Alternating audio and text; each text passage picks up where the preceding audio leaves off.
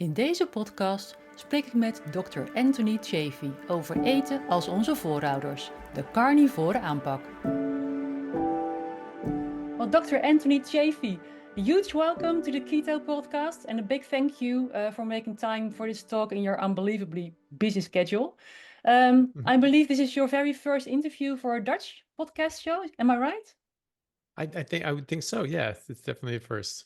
Yeah, I couldn't find another one, so it must be the first. Mhm. So the honor is all mine. Well, we met last June in Switzerland, and I must admit that even though I'm quite familiar with many influential people in the keto space, I did not know who you were. Mhm. So that all changed when I ended up at the dinner table with you and a whole group of people. And I was Mhm. totally amazed to hear what you all talked about. So I quickly did a little research and discovered more about you and your background. And I must say, I'm a fan now Oh, because there's so many things that you talk about, and I can wholeheartedly agree with. mm. And I especially appreciate the level and the depth of what you show on the topics of the ketogenic diet and the carnivore diet. But I can imagine that there are more people in the Netherlands who may not yet know you. So let me start with a short introduction. You're Mhm. an American MD, medical doctor, who studied science and medicine in the US and in Ireland, I believe. Mhm. And now you're practicing as a brain surgeon in Perth, Australia. Um, Well, yeah. neurosurgical registrar, but not a full neurosurgeon. And I also have a Okay. practice in optimizing metabolic health and Yeah. preventative medicine. Yeah. Okay. Great. Great. But that's not all. You were a professional rugby player in America and England, so that's quite a career change. Mhm. Is there anything I've left out that you would like to tell us more about so we can get to know you a little better? That's really the main things. I always wanted to be a doctor, and so that was always the plan. But I had a lot of athletic ambitions as well, and so I took time off from my academic goals to pursue my athletic goals, and so and then I sort of did both. So I would play rugby in university, and then took a break and was just playing rugby full time, and then went to medical school, but then kept playing rugby after that as well. But yeah, that's the main thing, and that's how the diet and lifestyle things have really played a big role, active role in my life. Was for I wanted to be as good of an athlete as I could be. I wanted to be as healthy as I could be, and now applying those same principles to my patient population, I'm finding that they are extraordinarily benefited by these same principles as well. So it all sort of ties together. Yeah, great. Well, the main reason I asked you for this interview is because you've been a carnivore now for about 5 years, I believe. Well, nearly 7 years, and then I was 7. 5 years in my early 20s. So 12 of the last 20 years, I had a bit of a hiatus, but my Yeah, my early 20s, I was full carnivore. Even though it wasn't called carnivore, I just learned how toxic plants were in college, taking botany and biology and cancer biology, and I was like, I'm not eating any of these things, and I cut them all yeah, out of my diet, and felt absolutely fantastic, and then sort of slipped back into my old ways of very healthy eating of a whole food omnivorous diet, mostly eating meat, but still eating some fruits and vegetables because you're supposed to eat fruits and vegetables. And that was really yeah, my only interest in eating them, was that I was supposed to. And then coming back to that and really rediscovering the principles behind the human carnivorous diet and the benefits of that. Um, about 7 years ago, when I was 38, I'm 44 now, turning 45 in January. So it'll be 7 years again, another 7 years here in February. yeah. And you Yeah. already touched upon that a little bit because as a neurosurgeon, what led you to become so passionate about nutrition and the Mhm. carnivore diet? Well, just because it works, and it really helps people's health. It helps my health, and I noticed that in those first 5 years that I did it, my early 20s. I've never been healthier. I've never felt better. I've never been more athletic. I never had more endurance. And then at 25 and a half, all of a sudden I didn't feel as good, and I couldn't perform to the same level. I could still outperform a lot of other people, but I still wasn't myself, and I didn't know why that was. And I eventually just chalked it up to age, and that I was just, you just start dying at 25, it's just life's just downhill from there. Yeah, But of course, that's not true. And we're actually designed genetically to live 120 years on average based on our genes. I was taught that in genetics 24 years ago. So the idea that we should just start dying and falling off at 25 doesn't make any sense. Yeah. And it's also not true. So looking at that and then sort of rediscovering it in my late 30s, I found that it was, the reason I was feeling so good in my early 20s. I realized, okay, that's what I was doing. Humans actually are carnivores as a species. We've been apex predators for over 2 million years. Apex predators are by definition carnivores. And so that's what I was doing. That's how I was eating. That's how I was living. And of course, if you feed an animal what it's designed to eat, like a zoo animal or a domestic pet, if you feed them outside of their naturally evolved, evolutionary based, biologically appropriate diet, Yeah. created diet, whatever you want to say, or biologically appropriate diet anyway, they get sick and they get problems and they get the same diseases that we get. They're getting these human diseases. They're getting, dogs and cats are getting diabetes. Animals in the zoo, if you feed them the wrong things, they'll get obesity, they'll get lupus, they'll get all these other sorts of issues. So when I realized that, it was a personal change for me. I just didn't want to eat anything harmful to my body. I said, okay, right, I had it right. I was onto something even accidentally. I'm going to go back to doing that. And I felt massively better. It improved my health. Um, I slimmed up and got in very good shape very quickly. I felt so good that I went back within a few weeks and started playing high level rugby again. It felt amazing. I felt like I was 22 again.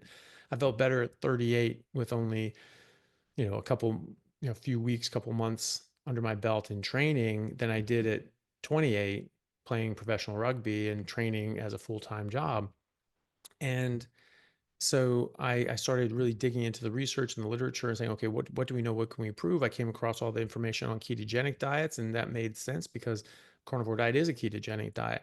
And when you take away carbohydrates and sugars, what's left? You have to replace that with fat and protein. And where does that fat and protein come from? Largely from meat. And Yeah. so carnivore diet, or the ketogenic diets, most of them in these studies that show massive benefits to specific health outcomes and medical issues are a high fat meat based ketogenic diets. Carnivore diet is a high fat meat based ketogenic diet, and so you can anticipate similar benefits from doing this as well. So I just started digging in and trying to find as much literature and Yeah. evidence that I could, and it worked. And so it worked for me. It worked for my family. I started talking to other doctors about it. It made sense to them. They started applying it to their life, to their patient life, and I just started seeing this web of sort of influence around me of people benefiting. And then I started seeing for specific health outcomes, and I'd have a patient with a specific health outcome, and I'd say, listen, have you thought about this? Have you looked into nutrition? A patient with Crohn's disease, there are randomized controlled trials in humans with Crohn's disease that show that different dietary interventions, such as ketogenic diets where they remove carbohydrates and fiber, that people can stay in remission up to 51 months without medication. So how are we Yeah. saying that Crohn's disease is not influenced by diet? Of course it is. And we have studies to prove that. It's just they don't get taught to us in medical school or residency. It's all the medications. The medications get taught to us. And that's because the pharmaceutical companies and the food companies, they dictate a lot of what we learn in these training programs. And so you have to, but the evidence is there and you just have to Yeah. find it. So I looked at it, I found the evidence, I started applying it to my patient population. You can do this in neurosurgery, you can do this in anything. And I just saw people's lives get better. Chronic pain in neurosurgery. We have, spinal nerve root compressions and different sorts of injuries and neurological conditions that you can treat surgically. And sometimes it's not enough. Sometimes those nerves are permanently damaged. They permanently have pain, permanently have weakness.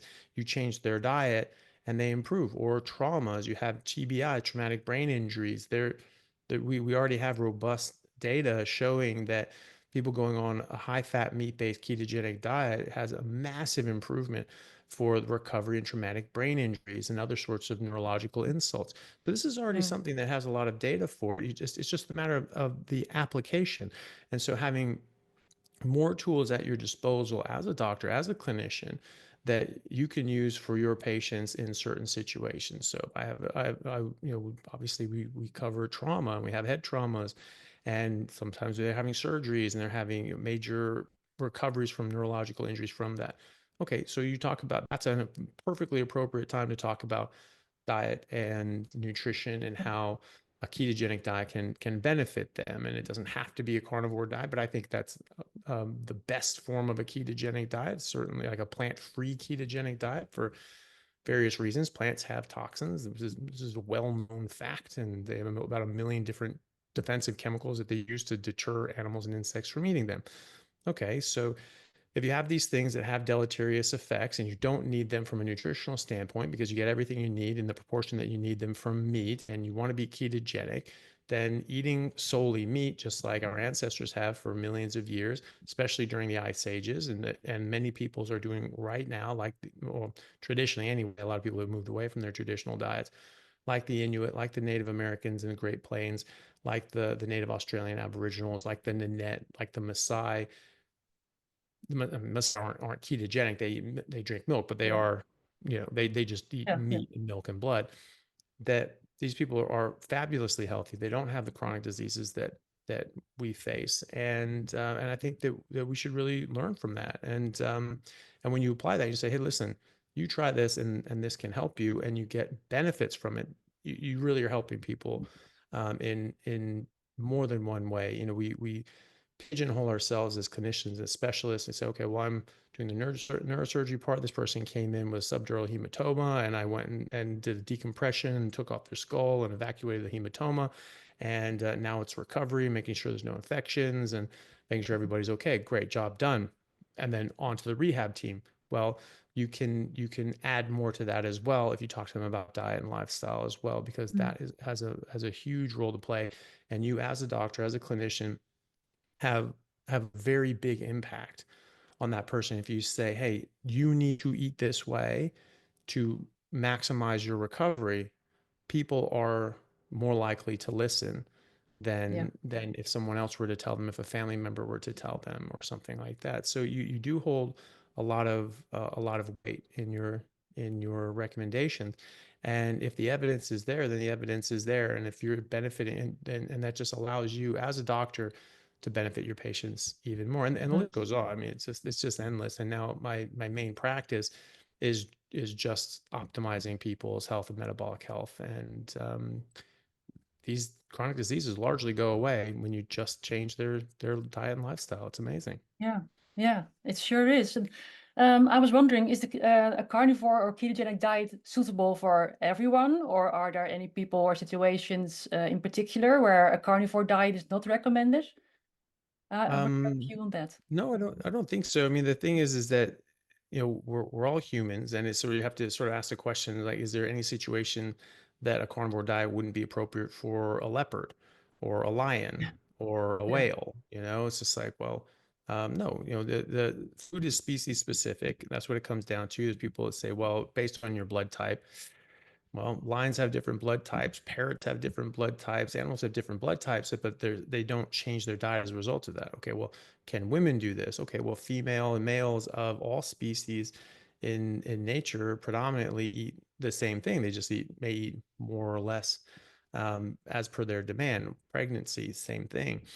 Um, Mammals in general will drink their mother's milk, and then they'll get weaned onto their mother's diet, and then they'll eat that diet for the rest of their life and wean their children onto that diet as well. So it is appropriate for everybody at every stage in life, for every Hmm. gender, for every ethnic background, and for every health condition. In fact, it's more important for people that are more infirm, that are at the extremes of age, and that are unwell, because optimal nutrition is optimal. And so if you are unwell, if you are growing and developing or elderly, and you have a lower threshold for harm, then it's even more beneficial, especially in development. Obviously, that's the most important time, is when we're Mm. developing, but you only get one chance to develop. You're never going to grow up as Yeah. big, tall, strong, and intelligent as you were if you were going to develop optimally and eat optimally. So yeah, I haven't the only situation I've ever sort of had a bit of a moment about is PKU, phenylketonuria. Yeah. So you have this more phenylalanine, and this is abundant in all sorts of different foods. Um, but there's a lot of it in meat. And the question is, okay, well, as an adult, typically you don't have to avoid phenylalanine, even if you have PKU, because it doesn't damage the development of the brain after the brain is developed. So after sort of age 18, like Coca-Cola has this stuff in it. And so, it's not like you're going to avoid it just by avoiding meat. And typically after a certain age, you don't have to really avoid this stuff. Okay, but what about early on? Is this just a genetic abnormality that is just not compatible with life under those conditions, and that this would be someone who had that genetic change would just have died? I don't know. I mean, kids with PKU breastfeed, right? And so, okay, Yeah. how is that different? Because they're still getting exposed to this and they're not dying, they're not getting extremely sick from breast milk. So you can have a genetic predisposition, but then you need the environmental trigger. So is it just the exposure of phenylalanine that's causing the problem, or is it the exposure of phenylalanine in the system that we are seeing it, which is on this standard, garbage diet and eating all sorts of different sorts of things? Does that change something? I mean, I see people with very severe genetic issues that actually don't have a problem, and their problems actually reverse. Their genetic problems don't manifest as phenotypical expressions when they go onto a carnivore diet. And we're learning a lot more about those. But I just interviewed a lady who's, I can't remember the specific gene malformation, but she had it damaged her gut, and basically the gut is dysfunctional, and they have to get ileostomies, and it just doesn't work properly. These kids get extremely emaciated, extremely undernourished. Their body can't absorb food. They're just very, very sick. They generally die within a few years, and it's a very, very painful existence and painful death, unfortunately. And she came to a carnivore diet, and actually saw this reversal of her health. And it was sort of a slow process, but she saw these definite improvements happening and happening and happening.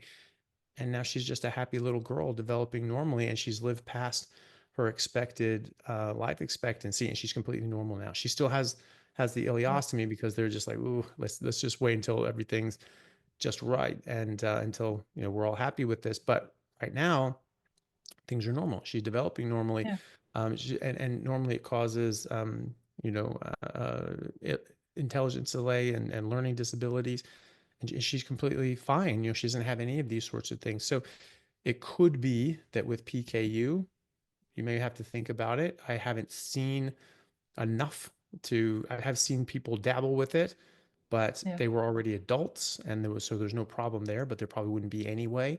But I can't say for sure one way or the other with kids. So that would be the only question mark that I would have, would be PKU.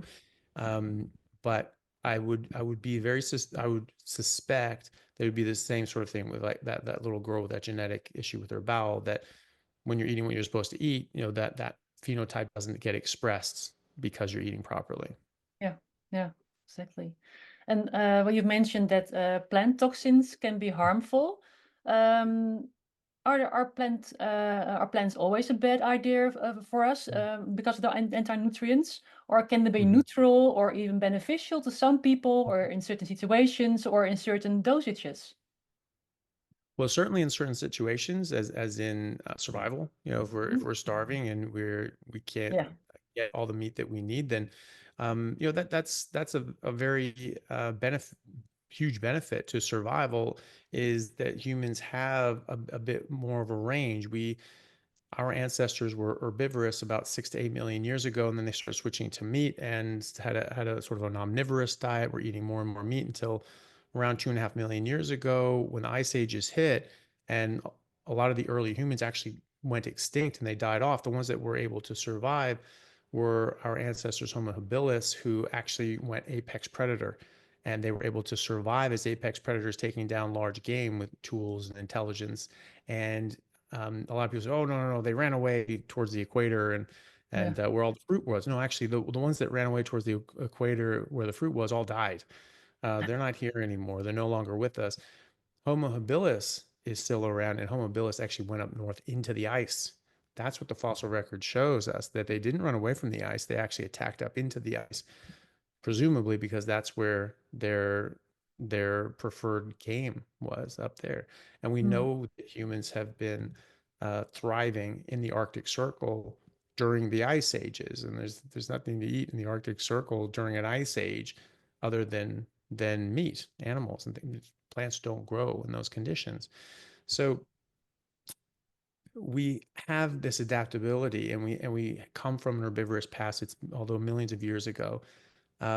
So we have some defenses, and we've been able to use that to our advantage especially when the megafauna died out about 12 to 15,000 years ago, and we had to survive. Okay, so what the hell do we do? Well, some people figured out we could eat some plants, but they didn't just necessarily eat the raw plants. They, through intelligence, through technology, we were able to figure out how to treat them chemically Mm. in order to lower the toxic load and increase bioavailability. Because that's another way that plants defend themselves, is not just by being toxic, but by not being very nutritious.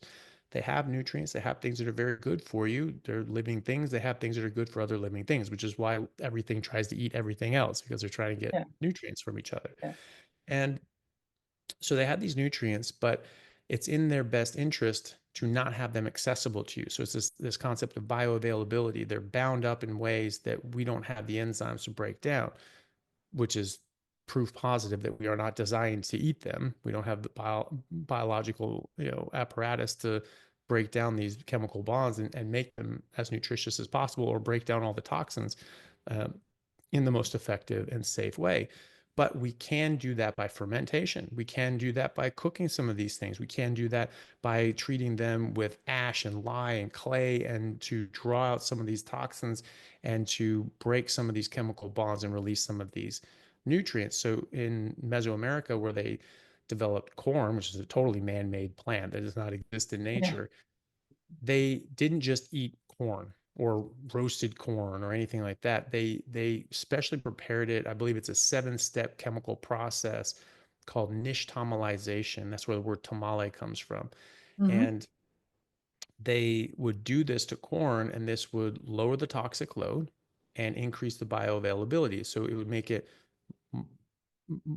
relatively safer and much more nutritious. And so obviously that's more beneficial. And so when we saw that as Europeans, we said like, oh, great, corn, it grows so easily. It's a great crop. You can spread it all over the place, and tastes good. And they took the corn, but they didn't take the technique. And so No. everyone started growing corn and eating a lot of corn, especially people that were less wealthy, poor people would eat more corn because it was cheap and it was available and it was easy to grow. Yeah. And they were all, well, a lot of these people were getting sick and getting something called pellagra, which is, they thought it was an infectious disease. It looked like leprosy. People's skin was peeling off. And they were like, oh, gosh, this is an infection. They figured out that Mm. it wasn't an infection, but it was actually vitamin deficiency for niacin. It was a niacin deficiency. But this is after hundreds of thousands of people died in the early Yeah. 1900s. And so you had all these people die. This is why, like in the 1930s and 40s, they started fortifying cereals with niacin. That's why they're still to this day fortified with niacin, and that's why, because people were dying from lack of niacin. The irony is that corn has an abundance of niacin. It's just bound up in ways that we can't access, and so unless it goes through nixtamalization, you're not going to get the niacin and other sorts of things. So in those circumstances, as a survival food, if you don't have anything, if you don't have access to meat and things like that, plants are a really important option for survival. When a lion runs out of meat, it's dead. It doesn't have any other options. We do have options. Mm. So I think primarily for survival. And also medicinally, we have compounds in plants that we've found to be beneficial for multiple health issues. But it's estimated that the number 3 cause of death is medical mistakes, right? So it's not like medicine is Yeah. safe, right? You have to use these things carefully. All medicine is a toxin that provides more benefit than harm under certain circumstances. But if you are outside of that circumstance, it's only causing the harm. And so you need to be aware of that. And so if you are going to eat these things as a food source for survival or just pleasure, if that's what you want to do, I think that the best way to do it is looking back. Okay, how were people preparing these foods traditionally? Mm. what was the traditional way of doing this? The fermentation processes, the nixtamalization, the vine ripening, tomatoes, blanching it, taking the skins off, taking the seeds out, and then boiling the pulp. That's how you made pasta sauce. That's how people ate tomatoes before. Now it's like, oh no, green tomatoes are fine. No, they're not. They have way more No, lectins, way more solanine, way more defense chemicals. The folk wisdom historically was that green tomatoes are poisonous. You do not eat them. You no. only eat vine ripened tomatoes. And there are studies showing that specifically in tomatoes, that if you pick them while they're green, they don't detoxify when they ripen in the box. You have to ripen on the vine. It's the plant that pulls the Yeah. toxins out. They don't just disappear. And so if you're going to eat plants, I don't think you need to, certainly. If like from a nutritional standpoint, you're not missing anything by not Yeah. eating plants from a nutrition standpoint. If you want to eat plants or you need to eat plants because you don't have access to meat or can't afford meat, or you're in a situation where it's just not accessible, then I would be very careful about the plants that you eat. Try to get the ones that have lower toxic load and ones that are prepared in a more traditional fashion that, again, lowers that toxic load even more and releases more of those nutrients to make them more bioavailable. There's actually a great book on that called Eat Like a Human from a professor of paleoanthropology and archaeology at University of Maryland, a friend of mine, Dr. Bill Schindler. Probably actually have his book back there. Hmm. And he talks about this, this is the evidence for what humans have been eating since humans have been humans and beyond. And when we started eating plants, it was through intelligence, it was through technology, and it was recently because we sort of had to. Um, and they have these different sort of techniques. So he talks about all these different sorts of techniques to lower the toxic load of these plants and increase bioavailability. So that's what I would do. That's the way I would eat plants if I had to. Yeah. And yeah, so it's yeah, so that's the way I would eat plants Yeah. if I had And to. it's really interesting that it's completely turned around because most people are really concerned that when they start eating an animal-based diet, that they will Mhm. get nutrient deficiencies, like Mm, minerals or vitamins. And the way you are talking about it, it's completely turned around. mm, Because if yeah. you eat an all-meat diet, can you meet all Mhm. your nutritional needs?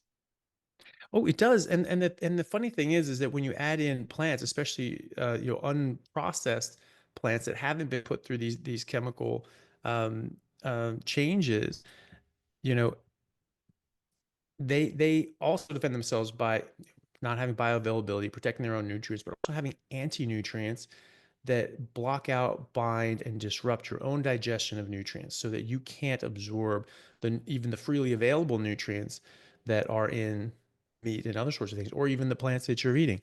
So that's another way that even the available sort of nutrients, they'll come out, and then these anti-nutrients will bind them, block them. Yeah. You Yeah. can't absorb them, or different things. There's a class of these things like saponins, other sorts of things that are digestive disruptors that will block things like protease and lipase, which are enzymes from our pancreas that break down proteins and fats so that we can absorb them. Now you've blocked that enzyme, so now meat isn't bioavailable, but Yeah. also plant proteins aren't bioavailable, and plant proteins are much less bioavailable anyway in their natural form. But it's it's interesting because you're thinking, well, have some fruits and vegetables. It's not that big a deal. Let's plant toxins aside. Maybe it just adds some vitamins and minerals to it, just some extra stuff. Great, like a Mhm. vitamin. Well, no, actually, it actually block out a lot of the nutrients in your food. I mean, even medications. So I have patients that are on thyroid medication. So I have hypothyroidism, Mm. and I had a few ladies actually that came in, and men too, but specifically a couple women came in the last couple weeks or last month or so, and then came in again recently. And their thyroid level, their T3 specifically, which is the active form of thyroid hormone. So I always check that because you don't always convert T4 into T3. So it's not good enough Mm. just to check that. And so I was checking their T3, and their T3 was very low, like at the levels that they were before they were prescribed thyroid medication. And they were specifically on slow release T3, meaning that it shouldn't have been a conversion issue. They should just have enough T3, Yeah. but they didn't. They had very low levels. And so I asked them, I was like, did you come off your medication? Did something change? And I said, no, I'm still on the medication every morning. And I sort of did some digging, asking them how they took it. And it turns out that they were having coffee around the same time or shortly after they took the medication or even with the medication. And it was completely blocking out the absorption of their thyroid hormone. And so then I said, okay, well, just delay the coffee. Don't even, if you don't want to stop coffee, fine. Some, one of them did stop coffee, but the Yeah. other would just delay it for at least 2 hours and don't have any plants with breakfast, just only the thyroid hormone. Don't eat anything, don't have anything except water for half an hour. You can have a meat-based breakfast. After that, you can take your other medications, but no plants or coffee for 2 hours. See Yeah. what happens. And two of these ladies, their T3 doubled. And so it just massively came up. Another lady had actually literally tripled. Her T3 actually tripled to the point that she was actually too high now.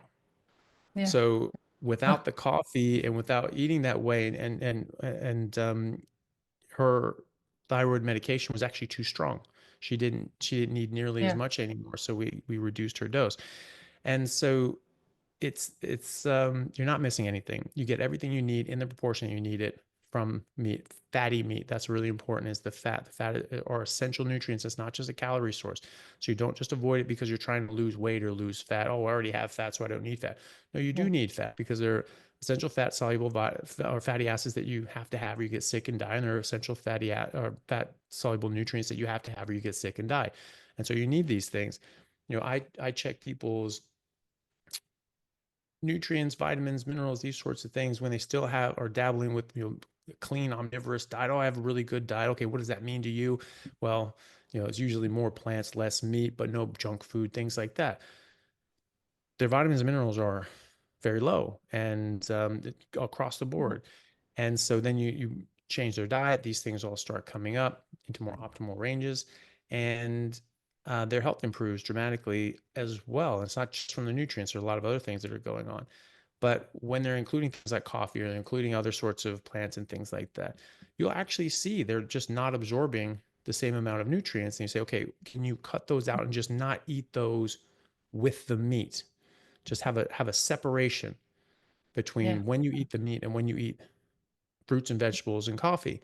And they do that, and their nutrients come right up. So there's a good study that illustrated one of these such sort of events where they had people that ate oysters, and oysters are replete with zinc. It's the best Mm. dietary source of zinc. Beef is second, but beef is like 10% of the zinc that's in oysters. So oysters are hands down number one. And so they gave people these oysters. They checked their serum levels of zinc and actually jumped up. Let's call it 100. So they went Yeah. up 100, right? And so 100%. And then they gave them the same amount of oysters, but with black beans. And their zinc only went up 25, right? Yeah. So it was 75% was blocked out.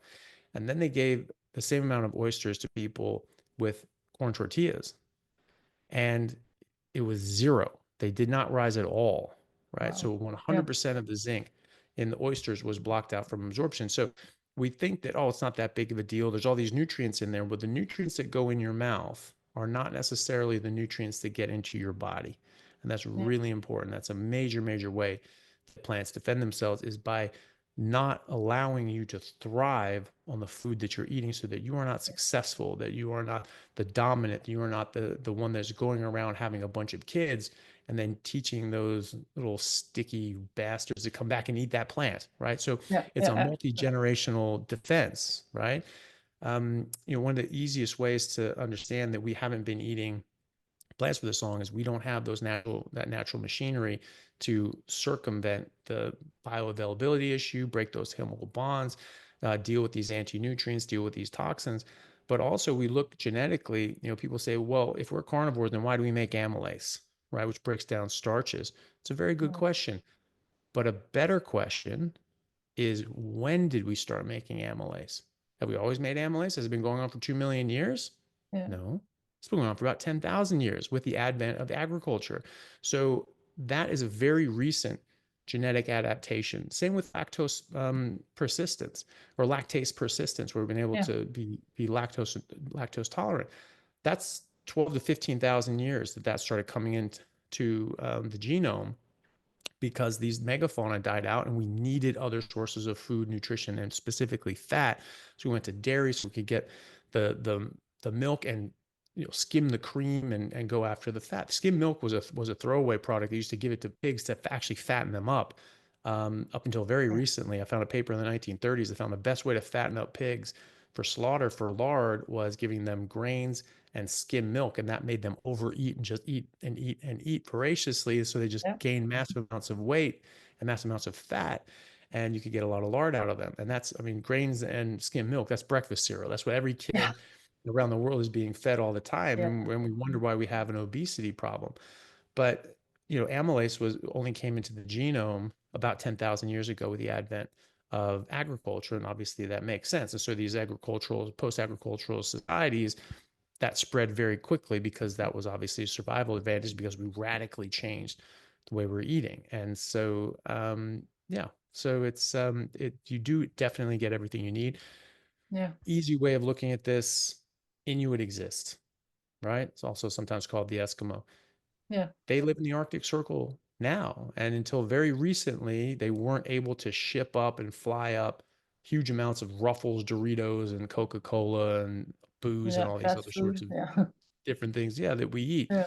And so they were just eating meat. And there are many books written about them. Many anthropologists, paleoanthropologists, and explorers, polar explorers wrote copious amounts of books and scholarly articles on them, showing that this is what they ate. They ate extremely high fat as a proportion of the plate. If you had 100 grams of meat, 50 grams of that were fat. So they use a very high fat diet. So that's like 3-4 grams of fat to 1 gram of protein at that point.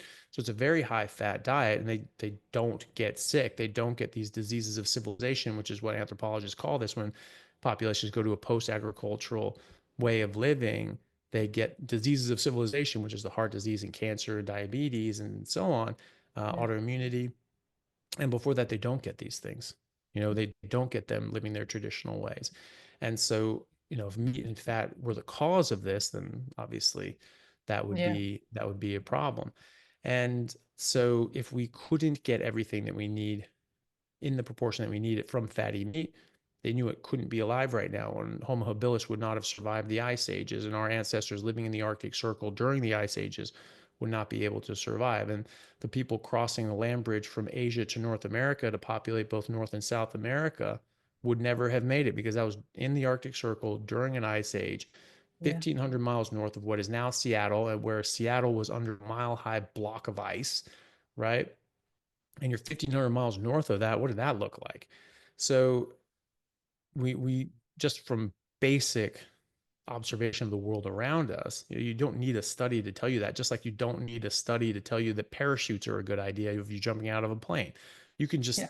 look and see that's a bad idea when people fall out of a plane without a parachute, and looks like it's okay with, or it's better with a parachute. So there's evidence that exists outside of a randomized controlled trial, and we can just use our eyes and see, well, this is what humans have been living on and thriving on for millions of years, and we have not had these issues, and we have not had the chronic health issues we've had in the current populations within the past 150 years, 200 years, since they've switched to a more agricultural based diet. We have seen that shift. We've seen that Yeah. shift from very healthy people that live a very long time, over 100, 110, 115 years by their own records, which sounds far-fetched, but we know as geneticists that we're designed to live 120 years on average. And that's exactly what they're saying. They're eating the way we're supposed to eat. They're living the way we're supposed to live, and they're living as long as we know we should be living. It all lines up. I mean, it's not like it's like, something doesn't fit here. It all makes sense. And then when they change the way they're eating, change the way they're living, life expectancy goes down. Their height goes down. They don't develop as well. They drop on average 5 inches of height. Their brain shrink by 11%. Immediately after the agricultural revolution, the average cranial capacity of adult males shrank by 11% and 17% for women. And that has persisted until today. And it wasn't hundreds of years or thousands of years of development. It was right away overnight. And Yeah. Yeah. and now we're seeing that in real time with these native pre-agricultural populations moving to a post-agricultural way of living, and we see those exact same disparities that we saw 10,000 years ago with the advent of agriculture. Yeah. That's really interesting. It just made me think. I've been an orthomolecular therapist before, so I would have to prescribe lots of vitamins, minerals, supplements, and everything. People are always worried: do I get enough vitamin C? Do I get enough this? Do I get enough that? But they never think that these recommendations are made for people eating a modern diet, high in glucose, high in carbs. Yeah. And in my experience, people who are going back to their primal diet, their meat-based, low-carb, high-fat diets, they need less supplementation because, well, all the recommendations are not for them. How do Yeah. you see that? Because it's completely turned Yeah. around. No, you're exactly right. And if you need supplements, then by definition your diet is deficient, Yeah, right? Um, Now that could be for a lot of different things. The soil health has really gone south because of our agricultural um, practices with crop agriculture. We're basically mining minerals and vitamins out of the soil, and we're not replacing them. And so, if the soil is depleted, the food is going to be depleted all the way up the food chain. yeah, And so, that doesn't come from animal agriculture, because animal agriculture actually recycles these nutrients, and the manure and the fur and the urine go back in, and actually yeah, you're drinking out of this, river or pond over here, and you're going and peeing all over the field, and you're actually irrigating it. You're bringing in moisture, you're bringing in water, you're bringing in nutrients, vitamins, and minerals that the plants require, that they really need to be as healthy as they can be. So, yeah, um, it's so common now that people take vitamins and minerals because you just have to, because everybody's just deficient in everything, yeah, and that we just forget that that's not actually normal, that's yeah, not how. I mean, koalas don't take supplements, they don't take vitamins, and Native Americans didn't either. And 100 years ago, 200 years ago, we really didn't have these nutritional supplements, and some people died of nutritional abnormalities and malnutrition. That was a real thing that we faced, but not in the native populations when they were just eating a traditional diet. It's only when you're eating a post-agricultural diet, and it's specifically a very nutritionally depleted processed food diet, and it's processed plants. It's not processed meats. It's really processed plants that makes up the bulk of the processed food industry. yeah, They're really devoid of nutrients. As a friend of mine, Peter Ballerstedt, who was at the Switzerland meeting as yeah, well, I'm sure you met him there. yeah, Something he says, which is that we're overfed and undernourished. We're getting tons and tons of calories and energy, and we're getting no vitamins and minerals. And because we aren't, we just are craving more and more food because we need those nutrients. And there's other sort of hormonal effects that these processed foods have to give us chemical responses to make us overeat. Then they sell more products, so that's in their best interest. It's not in our best interest by any stretch of the imagination. yeah, But if you need supplements, then by definition your diet is deficient. Eating meat, eating fatty meat, is going to make you improve your nutrition status from any point. It may be that to get the best of the best levels, you might add in some organs, but organs are nature's vitamins. I mean, like you don't really need, unless you have something like pernicious anemia where you just physically can't absorb B12 because of an autoimmune condition, then you have to get it sublingually or by injection. Just adding in a bit of liver will cover you, yeah, for all your B vitamins, and B vitamin needs folate, B12, everything, and some of the other organs too. So that's really all you need, is just eating the whole animal, and most people do amazingly well just on the muscle meat, not even including organs. And so it's not even always necessary. The very clear evidence as to how malnourished we are is that the reference ranges on the lab tests are actually getting lower and lower and lower, yeah, because the reference ranges are not an optimal reference range set. All reference ranges at every single lab on earth, even in your own city, they're all different. They said, well, in different yeah, areas, it matters. No, it really doesn't. You need the same amount of B12, whether you're in Denmark, London, or Saskatchewan. Like you just need a certain amount of B12. Just because yeah, you took a trip over to another continent that has a different reference range, you're not all of a sudden deficient or normal, you're either deficient or you're not. You're either replete or you're not. And so these, and especially in the same town, well, it's the same environment, right? So why do they have different reference ranges? Because the reference ranges are an average for that local community. And so the first 2,000 people that come into that lab, that becomes the reference range. And every few years, they renorm the reference ranges and they change them again. So as people are moving more and more plant-based, B12 only exists from a nutrition, from a dietary perspective, from a natural food perspective, from meat.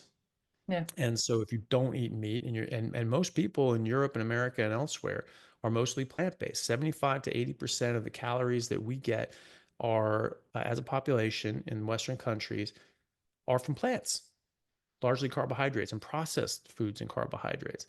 But it's plants. And people say, oh, we need to go plant-based. We're already plant-based. It's not working. We need to go meat-based, right? And we Yeah. need to get rid of this processed garbage and get nutritionally dense food. And so when when we've been doing that, all these reference ranges have been going south, south, south, south, south. And now, since everybody's nutritionally deficient, everybody has low B12, it's hidden in the averages. So we think that no one is deficient because everyone's deficient. Now no one's deficient, but people Yeah. are deficient. So there are studies that look at averages for populations in their 20s that are normal BMI and don't have any diagnosed medical issues. Those reference ranges are wildly different. And then you look at different scientific studies looking at what is an optimal range and where do you need to be above and what's like the baseline, et cetera. Very different reference ranges. I'll give an example for the UK. UK in a lot of areas will go for B12 picomoles per liter, which is most of Europe will do this. Mm-hmm. Goes down to 130, 150. Some will even say if it's above 150, you're good. Don't worry about it, right? Okay. Yeah. So, um, but below 150, oh, okay, yeah, no, that's a mild deficiency. And then below, 120 or 100, oh, okay, yeah, you should Yeah. really do something about it. Okay. University of Oxford did a study published in 2008 that showed that sort of below, I think it was below 330 or 350 picomoles per liter, so over double what they're saying. That on MRI, they did MRIs of the brain every year. And after 5 years, these people that had below that level of 330, 350, their brain shrank by over 5% volume, right? So that is a clear deficiency. You're actually getting brain damage Yeah. by having that little B12. And yet you're saying that's in the middle of the range because it goes from about 130 to 500, 540. There's a lot of ranges in the UK go up to that. I would call 540 a clear deficiency. In fact, the Yeah. optimal reference ranges that have been found through different experimental, design, saying, okay, what is the best place for us to be is about 800 to 1200 picomoles per liter. And so that's what I like to see my patients at. And so, what I tell people is, when they say what their B12 is, oh yeah, my doctor checked the B12 and it's fine. It's like, okay, Yeah. so if your B12 wasn't high, it's low. That's sort of it. Some reference Yeah. ranges Yeah. the upper limit will get into the proper range, what I would consider an optimal range. Most of them don't. And so most people are nutritionally deficient and they don't even realize it, even on all of these supplements that they're taking. And a lot of it can be due. I mean, you take your vitamins in the morning with your coffee, you're not absorbing any Yeah. of those things. There's just not a chance in hell. And depending on what you eat them with, you're not getting much either. So it's, and if you just eat meat and you cut all those things out, I see people's levels come up to what I would consider an optimal level very Yeah. quickly. Yeah. And they maintain that way. And some people need a bit of organs, and that's pretty much it. And most people don't actually, as long as you're getting high quality meat. There are the rare people that have pernicious anemia and simply don't absorb B12 properly. And even when they're on a meat only diet and they're eating liver, I've found that people's B12 just kept dropping down, under 400. I was like, okay, well, what the hell is going on here? Mm. Checked them for pernicious anemia, and they had the antibodies for pernicious anemia. Okay, that's great. So it wasn't a complete one at Yeah. that point, right? But you get damage to the point that you're just not absorbing very much. Okay, so they need supplementation, but that's a very specific Yeah. situation. And normal people under normal conditions that don't have a malabsorption issue, have a specific medical issue, you just need to eat meat, maybe some organs, and that's it. Yeah. Exactly. Mhm. Um, One of the supplements people are taking on a ketogenic or a carnivore diet is electrolytes, salt. Um, but is it correct that you've stopped taking salt with your Mhm. diet? Yeah, I don't really salt anything anymore. I always tell people just salt to taste. Your body can sort of Yeah, figure it out. At this point, salt doesn't taste good to me. It tastes too salty, and there is definitely sodium in meat. You yeah, get quite a lot of it, and your body adjusts to how much you need. It's been sort of thrown out there that we really haven't pursued salt in to the extent that we have now, where we're having huge mining excavation of old salt mines and dehydrating big tracts of seawater and things like that to get yeah, salt until after the agricultural revolution. And that so you didn't really need mineral salt as much if you were, it's not that you necessarily avoided it, but and animals in the wild, if there's something salty, they'll lick it and things like that. And great, yeah, that's fine. But if we didn't put salt licks out for deers, would all the deers die? No, they're still fine. Um, so I just went by taste, and at first I actually salted pretty heavily, and that's what tasted good to me. And then I just slowly used slightly less salt and slightly less salt until I just didn't want it anymore, and it tasted best without it. yeah, And so that's what I do. Early on, when you convert to a ketogenic diet, um, I, you can, when your insulin starts coming down, you may get some disruptions in your electrolytes. And so insulin helps draw in, well, it actually forces you to draw back in a lot of electrolytes, sodium, et cetera, in your kidneys at multiple levels in the microtubules. And so when you go ketogenic and your insulin comes down, you can actually sort of pull the rug out from under your yeah, kidneys, and all of a sudden you're spilling out too many electrolytes. But think about it this way: you weren't born with insulin resistance. In fact, you were born in ketosis, and when you're breastfeeding, you're in ketosis, and this is very important for your brain to be in ketosis so you can grow your brain properly. But over the years, you build up this insulin resistance. You're eating more carbohydrates. You're having these swings in insulin. You're generally having your insulin be higher than you would normally in a normal ketogenic state, and so that's actually drawing in an inappropriate amount of sodium, yeah, yeah, right? So your kidneys have to compensate the other way and actually draw out more than they normally would to have that homeostasis and that balance, because too many electrolytes, too much sodium and potassium in your blood will kill you just as fast as too little yeah, potassium and sodium.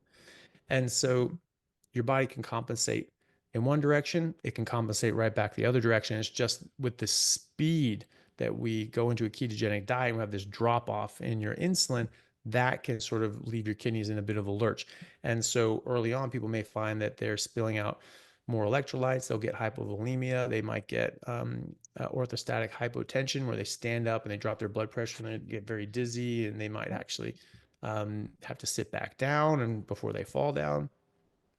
In that case, you add in a bit more salt and you drink more water. It's a dehydration issue, and that salt actually pulls out more water and you get dehydrated. So, Professor Steve Phinney, who's been studying ketogenic diets for 30 plus years, he's shown that, in a ketogenic state, you sometimes need to add as much as 5 to 7 grams of salt a day. And that's what you need. But I found that when your insulin normalizes and you become more keto adapted, that your kidneys recompensate and they go back to just being balanced out for the level of insulin that you have. Now, it could be that some people still need to add salt, and that's why I say just salt to taste and to what yeah. makes you feel good. For me, I don't use anymore. The only person I've ever met that was also at the conference, Mm-hmm. Dave Feldman. Yeah, Is the only person I've ever met that years onto a ketogenic diet, he still needs to add more than 5 grams yeah. of salt a day. He's keto. He still has plants and other sorts of things as well.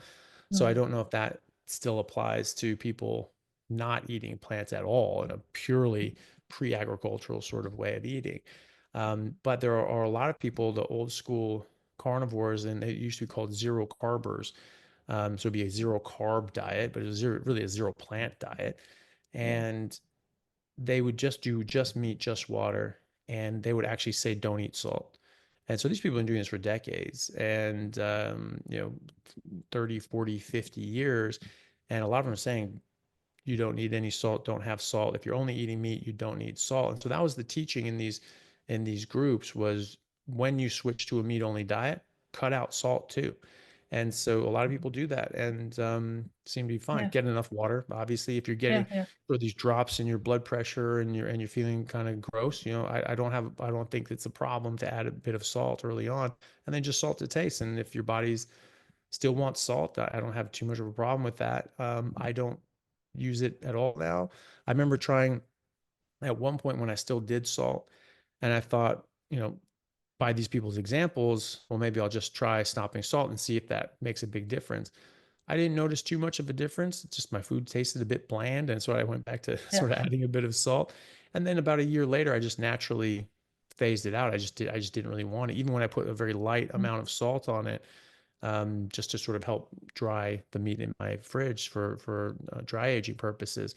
I actually found it was just too salty and I didn't really like it. So I Yeah. was like, all right, well, maybe I'll just do this without. I was like, yeah, that actually, it tastes perfectly salted to me at Yeah. that Yeah. point. So, that's what I did.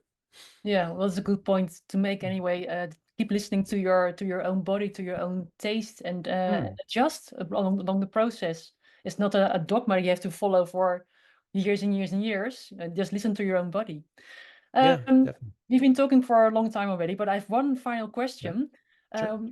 Because you're getting a lot of pushback from all over the world. What challenges have you Mhm. faced in promoting the carnivore diet with in the medical community? In in my immediate circles, none. Okay. Everybody that I've spoken to is actually in agreement with what I'm doing, and they're actually quite interested in it. And when I talk to them about it, and I discuss the science behind it and show them the evidence behind it, they actually get very interested in it, and most of them actually try it. It's the people that haven't Okay. spoken to me, that haven't actually looked into it. Those are the ones that are like, oh yeah, no, that's crazy. Well, is it? Because you haven't Yeah. actually given it a fair shake. It's like John Stuart Mill, the American philosopher, said in the 1800s, if you only know your side of the argument, then you don't know much. If you haven't Yeah. heard if you haven't heard the argument from the opposite side in its most compelling form, from its most ardent supporter, then you don't even know what the argument is. You don't even know what the discussion Yeah. is. You just know straw man that say, well, this is what they're saying and this is why they're wrong. Okay, but is that what they're saying?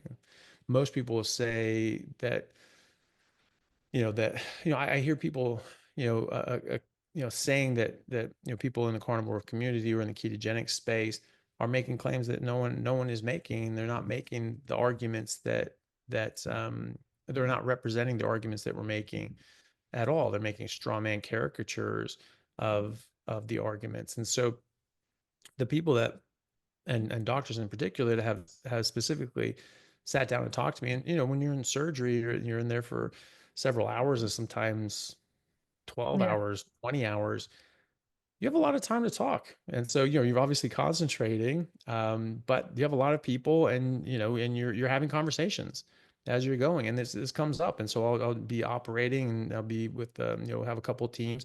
All of a sudden, one of the surgeons from the other team will just say like, so I saw your podcast. I'm like, you saw my podcast? Like, what are you talking about? And they're just like, yeah, so it makes sense. It makes sense what you're saying, and they'd ask questions about it. And so we just have these Yeah. conversations. And I can, when I'm speaking to someone who's in the medical community, and they've taken the scientific background classes and have this understanding of human physiology, it's actually easier to talk to them. It's actually easier to explain this to them, because I don't have to sort of explain basic physiology to them. I could just talk at a high level to them, and they're like, yeah, I get that. And talk about specific studies that we were all taught, and it's like, well, okay, well, these are the flaws in these studies, and this is what this evidence shows, and this is how there's better evidence that shows X, Y, and Z. And they're like, that makes perfect sense, and all these Yeah. other sorts of things. So it's I haven't had any pushback um, with any doctor that I've ever spoken to personally. Never. Okay. It's Yeah. just the internet trolls and the different media outlets that try to misrepresent what I'm saying, and then they try to do that. They even try to misrepresent my credentials and try to downplay, the fact that I'm a doctor, or try to say that, I'm an alternative medicine practitioner, and they won't address me as doctor, or all these sorts of things. The Guardian came out with an article like that. It was Yeah. extremely demeaning, Yeah. and as much as they could be. And actually, I called, wrote the editor and say, this is extremely misleading, defamatory, the way that you've presented this, and that this needs to be adjusted. And they made some adjustments. I need to go back to them and tell them they need to make more adjustments that are ridiculous. And just making up statistics. They said that the beef industry got $36 billion in subsidies from the US government. It's like, no, it didn't. I mean, that's insane. Yeah. Um, and that fruits and vegetables only got 17 million subsidies total. It's like, okay, if you just go to the official government Yeah. website and look at the statistics, you'll see that the most heavily subsidized foodstuffs in America are corn, wheat, and soy, right? And that beef and the cattle industry, the meat industry, gets subsidized at about $400 million a year, not $36 billion a year. And just oranges Yeah. were getting $500 million a year, right? $500 million a year. It was more than the beef. So if you're not calling soy and corn and wheat fruits or vegetables, okay, technically they're grains or seeds or whatever. So, oh, okay, well, you can, and again, that's a completely misleading. Well, we're not talking about, we were talking about specifically leaves and fruits. Okay, fine. But that's wrong too, because just oranges is $400 million in subsidies. So where is this $17 million a year nonsense coming up for all fruits and vegetables? It's just pure hokum. And I pointed that out, and I sent them the official government website that showed the subsidies that were given for all of these things, and showed that their statistics were fraudulent, and showed them that, say, hey, you reference this other article. There was an opinion piece that referenced something else, and it had a link for this, and you click on that link, and the link is broken. It doesn't go anywhere. So, how can you do that? I mean, why do you not have a research team fact checking these things and making Yeah. sure you have accurate data? Yeah. And I've done this for you, and I'm showing you the official government website showing that this is the case. They say, well, we have this link and we have this reference, so that's the one we're going to use. I'm like, that's fraudulent. That is Yeah. pure fraud. And Yeah. so yeah, so you get those sorts of people. But Yeah. actual doctors, no, I have doctors contacting me via LinkedIn and other sort of social media outlets, email, etc., telling me how they think that this is really beneficial and helpful, and that they're doing it themselves and they're applying it to their patients. I go to conferences, medical conferences, ketogenic medical conferences, other medical conferences, and I get people coming up to me, that are anesthesiologists and pain specialists and oncologists and neurosurgeons and general surgeons and all these other sorts of things, and radiologists, and coming up like, hey, I do carnivore. It's amazing. I've been applying it to my patients. We're getting massive improvements, all these other sorts of things. So in the actual medical community, I've actually found a very favorable response, a very, very positive response. It's Great. the online goofs and trolls that are the problem, and these are people that simply haven't looked into it. They simply haven't given it a fair shake. They simply haven't um, sat there with an open mind and thought that maybe Well, what they learned in medical school or in college wasn't actually correct. And that's really important. I mean, it goes back to the 1930s. There's a very famous address to the Harvard Medical School, and the deans of medicine there said to the graduating class, I think it was like 1936 or something like that. He said, half of what you've learned here in medical school at Harvard will turn out to be wrong, but no one's going to tell you which half, because no. nobody knows. And so you're going to have to keep doing your own research. You're going to have to keep thinking. You're going to have to keep asking questions and keep experimenting in your own practice and see what works and what doesn't. It goes back to Hippocrates. We said, don't just do things because people have always done them, like, praying to Apollo and hoping something happens. Do things that work. Do the things that work consistently. And if you find something that works better, you do that instead. And that Yeah. was the basis of Western scientific-based medicine, was this scientific process of trial and error and experiment to try to get the best outcome. And that's what we're doing. Yeah. When we have like, well, this is what we're taught in medical school and residency to treat condition X. And then you find that these nutritional interventions actually work better for, say, diabetes and for autoimmunity and for congestive heart failure and for MS and for Alzheimer's and for all these other sorts of mental health issues, schizophrenia, all these other sorts of things. How can you not do that? And you say, Yeah. no, we're supposed to do the guidelines. That's like praying Yeah. to Apollo. That's just trying to do the same thing and praying that it works. And even though it goes contrary to the direct evidence in front of your face. So I think it is unethical, immoral, and malpractice to know about an intervention that's better and withhold that from your patients and not tell Yes. them about it because you're just afraid that the medical board is going to have a problem with you stepping out on your own and not following the guidelines. The guidelines are a guideline. They are there to help guide you when you don't really know what the hell you're doing.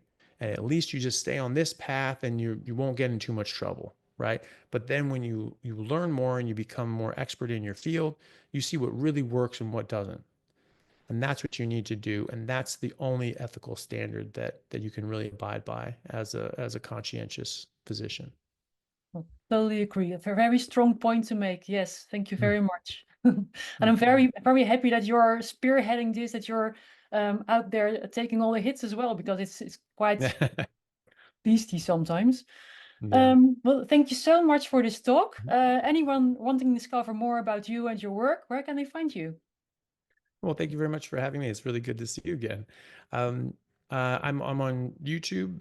My channel is just Anthony Chaffee, MD, and I have hundreds of videos and longer videos, interviews like this, ones on specific topics, and also clips from longer videos on specific things that like we would have talked about today, and maybe clip those into sort of 10, 15-minute chunks that are a bit easier to digest.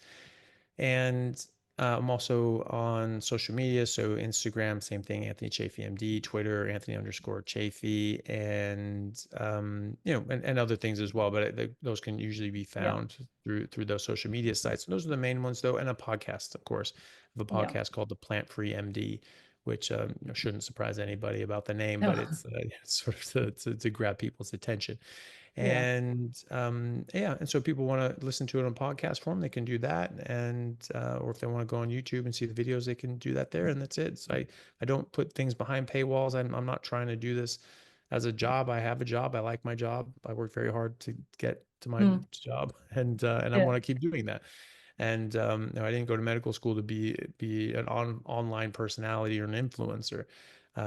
So I make these things available for people because I want the information out there so people can use it and not have to pay to be healthy. The natural state of humanity is that of health. The natural state of all life on earth is that of health. And so we have an innate birthright to be healthy, and the fact that we're not because we're being hurt for good intention. We've had good intentions to try to limit fat, eat more fruits and vegetables, all these sorts of things, because that's what's supposed to help us. We listened to that. It was wrong and it's hurting people. And so it's just to let people know and get this information out there so they can make these positive health choices for themselves and just not be sick all the time. And so, they can find it more there. Yes, and thank you so much for all of that. I'll put the show notes in the links in the show notes so people can easily find you. And I'm looking forward to meeting you again someday, hopefully in Switzerland next year. That would be great. Definitely that'll be planning to go there again. I love that conference. Yeah. Yeah, wonderful. Okay, thank you again. And Thank till you. next time. Lovely. Thank you very much.